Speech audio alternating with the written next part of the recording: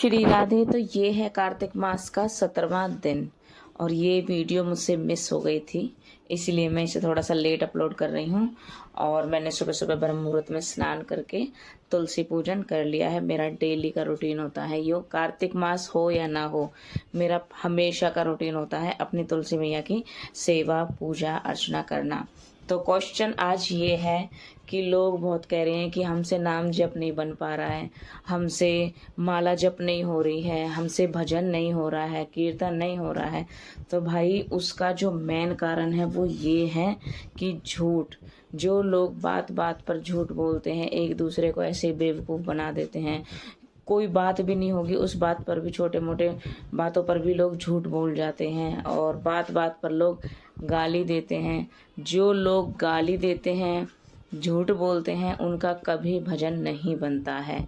जैसे कि बहुत लोगों की आदत होती है गाली दे के बात करना, मजाक मजाक में भी गाली देकर बात करना, तो वो भजन बनने में दिक्कत करता है।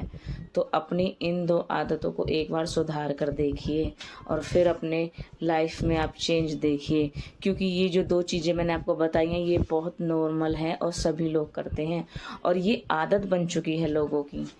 क्योंकि मान लो कोई भी चीज़ है, किसी भी चीज़ पर मान लो किसी के पास हमने फ़ोन किया है, अब वो बैठा घर में है और फटाक से उसने बोल दिया हाँ रास्ते में हूँ, तो भाई बिना बात के भी झूठ, बिना बात के भी किसी को गाली, तो भाई ये चीज़ें भजन में भक्ति में बाधा डालती है, इसीलिए आपके भजन और भक्ति नहीं बढ़ पाती हैं।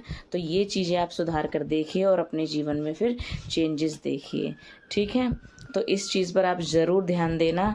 अगर आप किसी को ये बात बोल नहीं सकते हो तो अपने आप में ये वीडियो सुनकर आप अपने आप में महसूस कर सकते हो, तो उसमें अपने आप ही खुद सुधार करके देख लिए तो आपका पक्का भजन बनेगा, पक्का आपका जो नाम जप है उसमें मन लगेगा। ज़बरदस्ती कीजिए, धक्के से कीजिए। मैं ये नहीं कह रही कि आप गाली देना छोड़ दो या फिर किसी चीज़ को छोड़ दो, मैं ये नहीं कहती, बस पकड़ लो, नाम पकड़ लो। जैसे जैसे आप नाम पकड़ लोगे, ज़बरदस्ती भी करो, जब भी करोगे ना तो ये सारी चीज़ें जो हैं, गंदी चीज़ें हैं, ये अपने आप ही छूटती चली जाएंगी। क्योंकि राधा नाम में या किसी भी नाम को आप जपते हो इतनी ज़्यादा पावर होती है, वो गंदी आदत को छोड़ने में ज़्यादा देर नहीं लगाती हैं। तो इसीलिए मैं कहती हूँ कि कुछ मत छोड़ो, ये बोलो ही मत कि हमें कुछ छोड़ना है, सिर्फ पकड़ना है और राम नाम जप पकड़ना है। जो भी आप जपते हो वो ही जपो, ठीक है। तो इस तरीके से आपकी भक्ति भी कंप्लीट होगी और आप भगवान के धाम जाने से कोई नहीं रोक सकता है, उनकी कृपा प्राप्त करने से आपको कोई नहीं रोक सकता है, ठीक है। आप सभी को भैया दूज की हार्दिक शुभकामनाएं। मैंने भी लड्डू गोपाल के साथ भैया दूज मना लिया।